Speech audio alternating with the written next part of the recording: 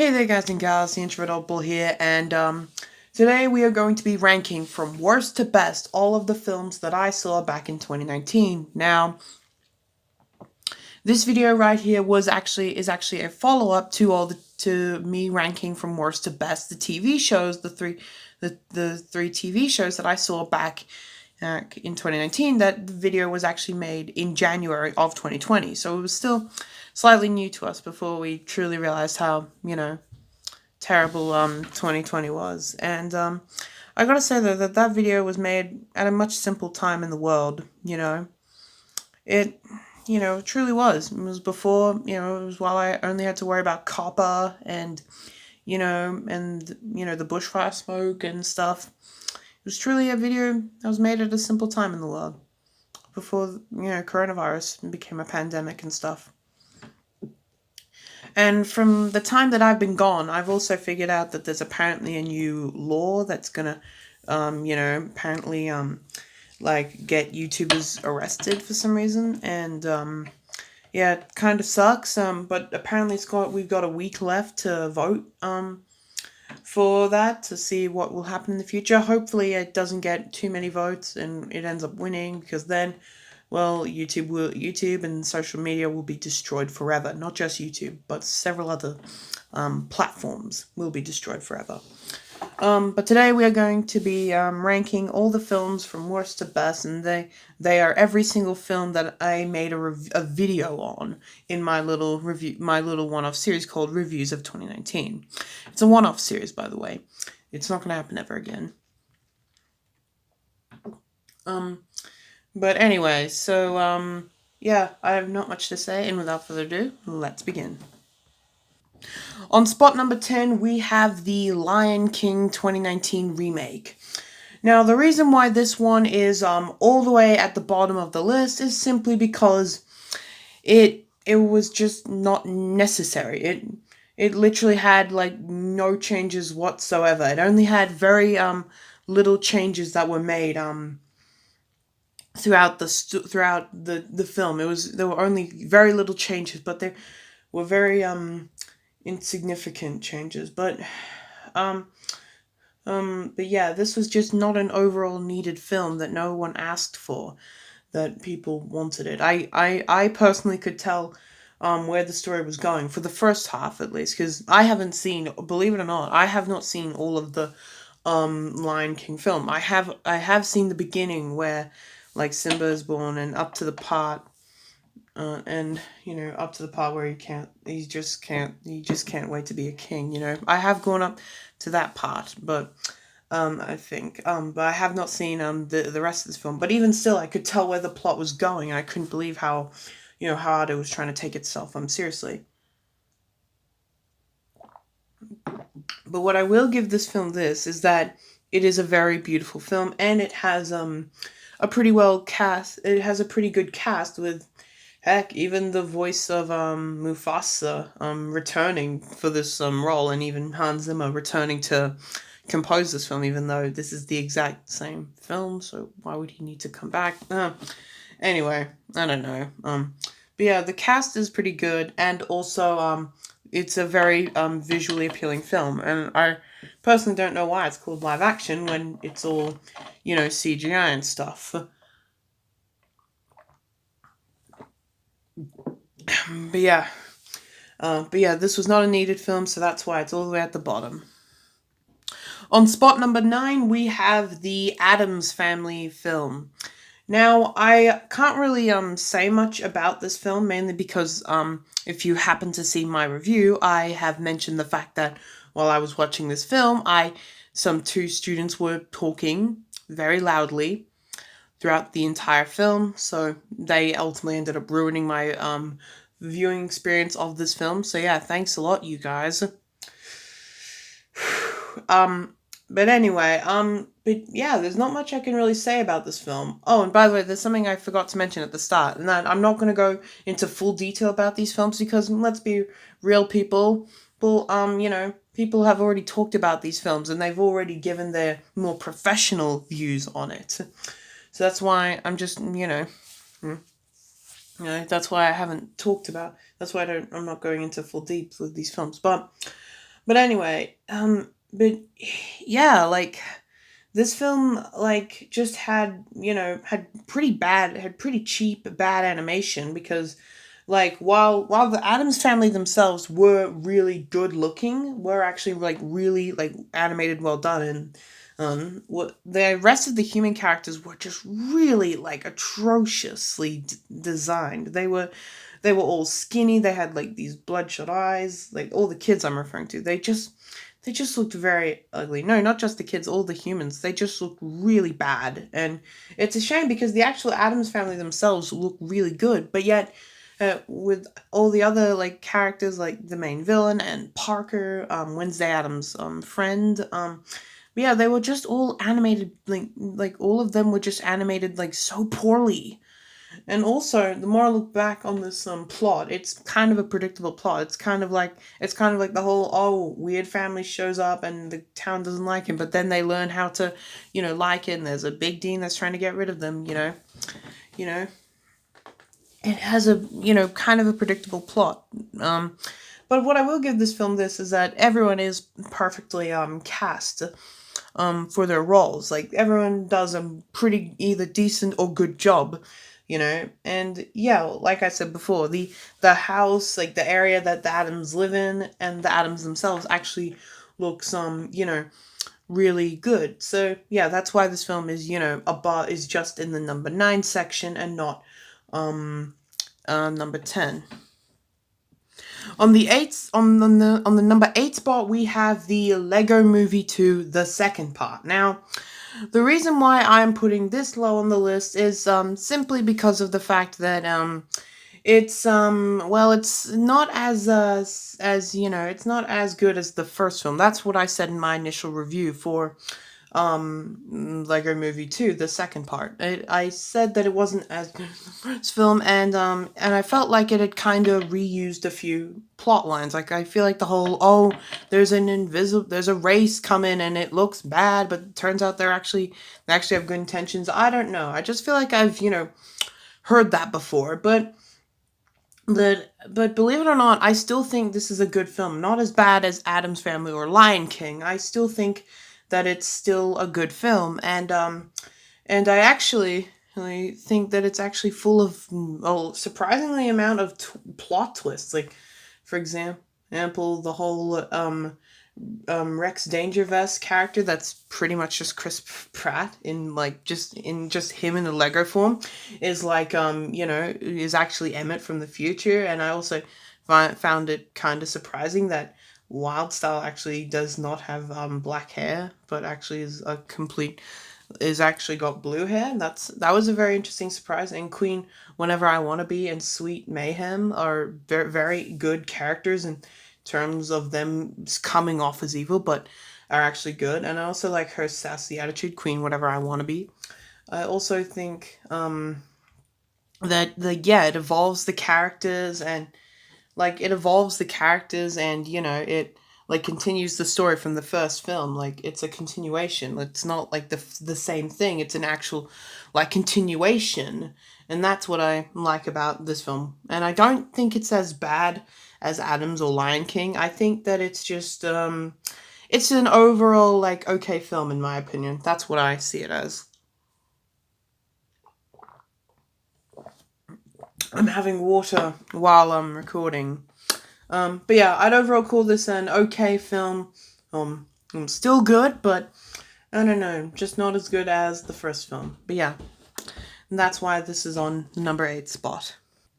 Now, on the number 7th spot, we have Toy Story 4. Now, I'm gonna be totally honest with you. Me personally, I think just like with The Lion King, I just think this was another totally unnecessary sequel. Well, because the third film, it ended off fine. Like I don't understand. Like the third film, like it ended off fine. Like why make another, you know, fourth film? And while I still to this day still think it's kind of an unnecessary sequel, I will admit that it is still a competently made film. It still has great characters. I think Forky is a great representation for people who have like identity crises, I think, personally.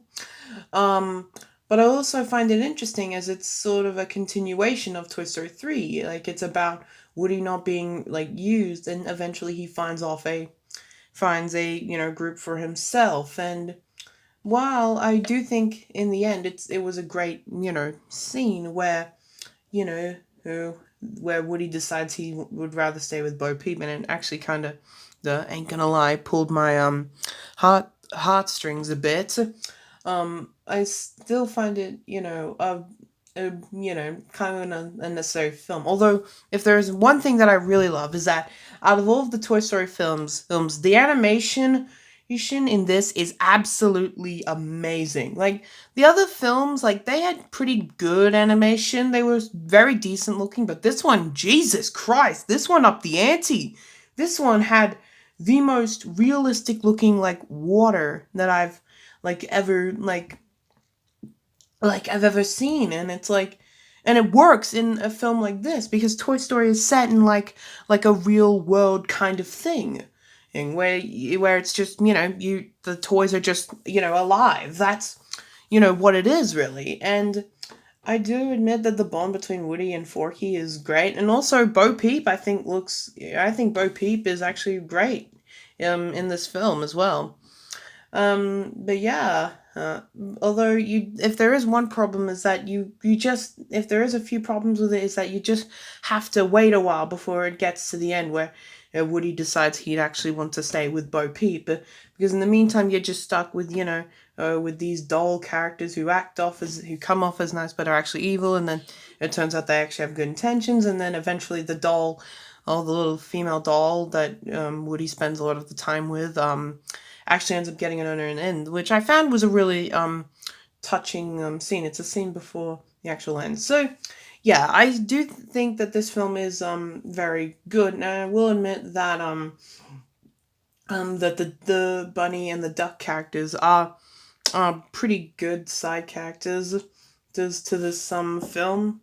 Um, but yeah, it's still a good film, but I still think it's kind of not necessary, so that's why it's at the number 7 spot.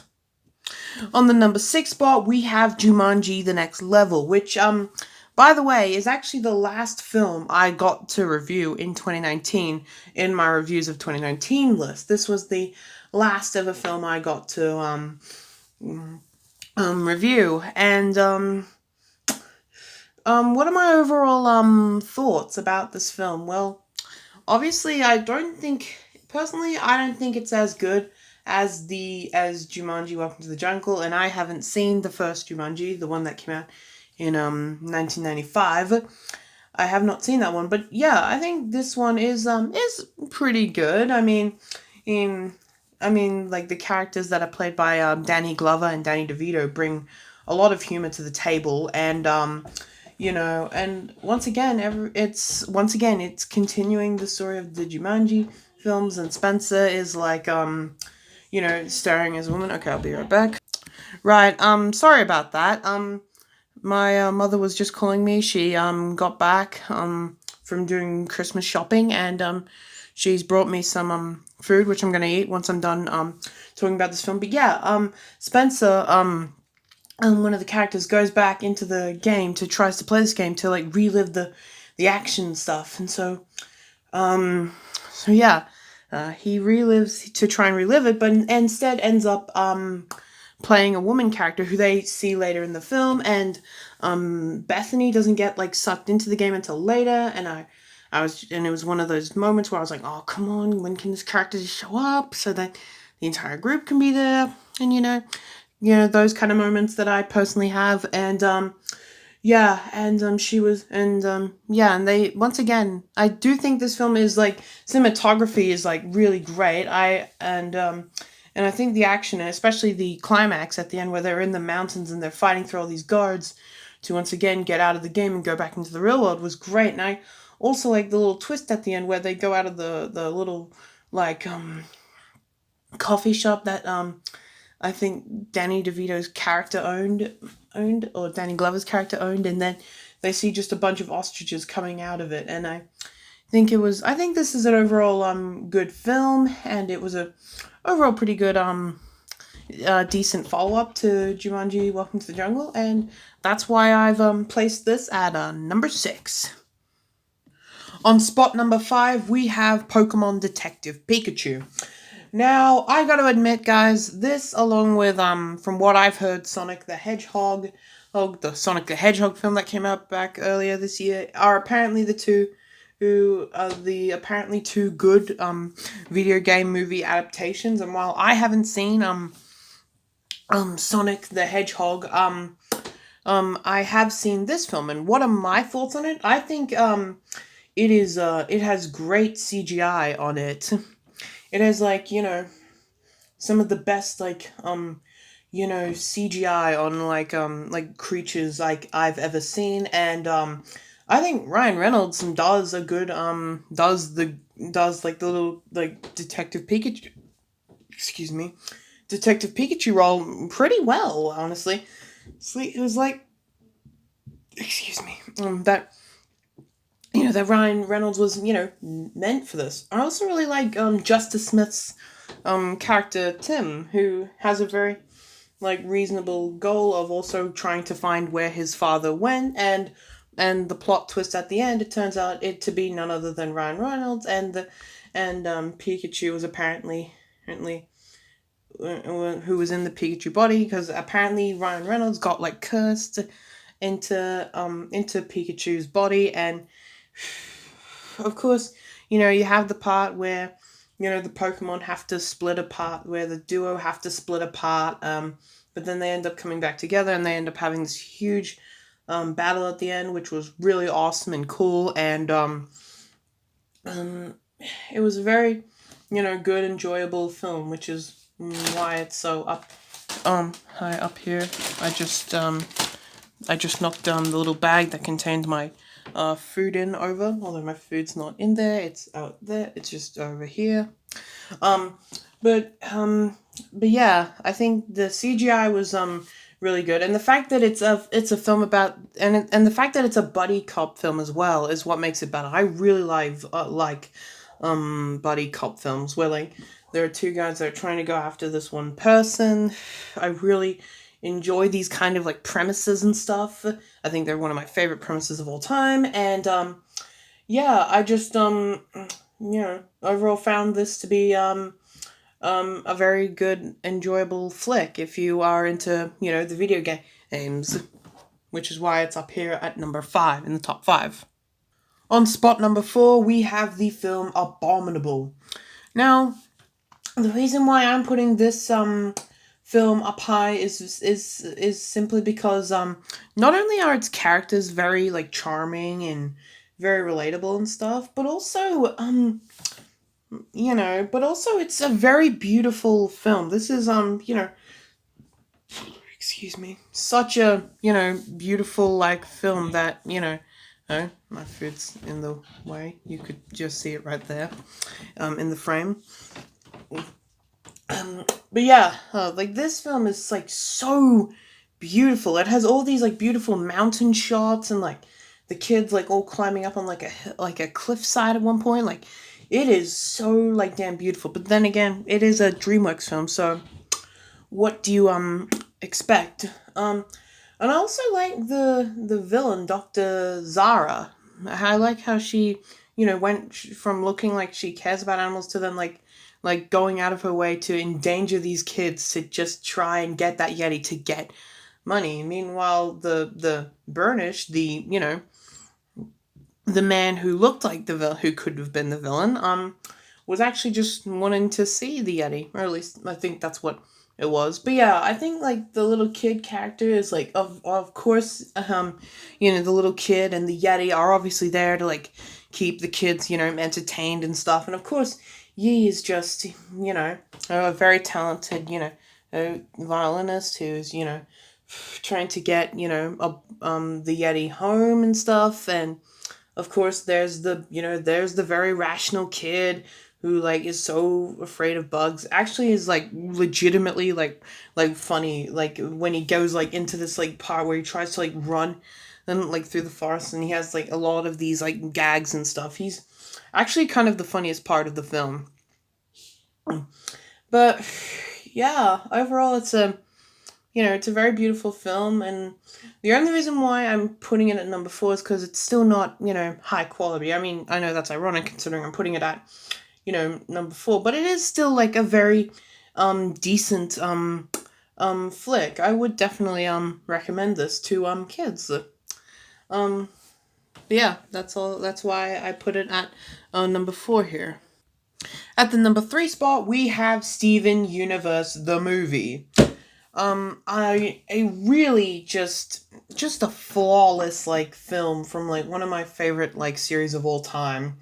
Like this is not only a continuation of from like the from like the original series, but we also get to meet like Steven's newest villain, Spinel, who gets who is whose reasoning as to why we've never heard her like in like any in the original series is actually legitimately clever and actually kind of sneaky. Um, Basically, it turns out that she was abandoned by Pink Diamond while she went on her quest, and just was abandoned there for thousands of years while everyone else forgot about her. That's actually legitimately clever for them to do. And also, she has like got some of the most best songs from the series. Other Friends and Drift Away are two of her best in my opinion. And I also really like the overall Happily Ever After, the Happily Ever After song, which is about how they've done all of their goals and then they got to relax, which didn't age very well considering they had to deal with Spinel. But yeah, uh, Other Friends and Drift Away and are absolutely perfect, and especially Other Friends. It is so like vicious and brutal, but Drift Away is so slow and so heartbreaking for poor Spinell. And I another reason why I actually like her. Now, I'm gonna be totally honest with you. I was kind of disappointed at her because I was kind of disappointed in her in my initial review because I wanted a villain that could not be redeemed at all. But to be totally honest with you, my opinions have changed on her. Now, what I mean by that is the fact that she actually she initially doesn't like give in to the fact that like Steven will actually help her. Like that's actually legitimately smart for a villain. But I mean, of course, she eventually gives in. But that's actually legitimately like clever. Like how many villains nowadays are like that easily convinced into becoming good again?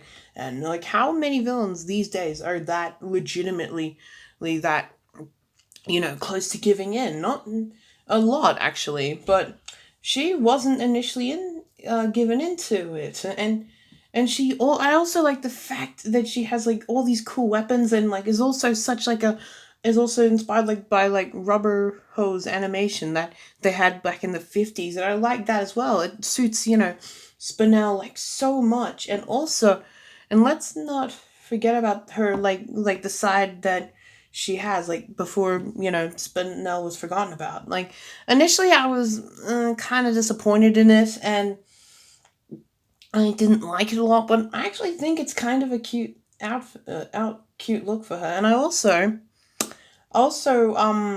really like how funny she was. I'm not referring to the movie, I'm referring to Steven Universe Future. She was actually legitimately funny in Steven Universe Future.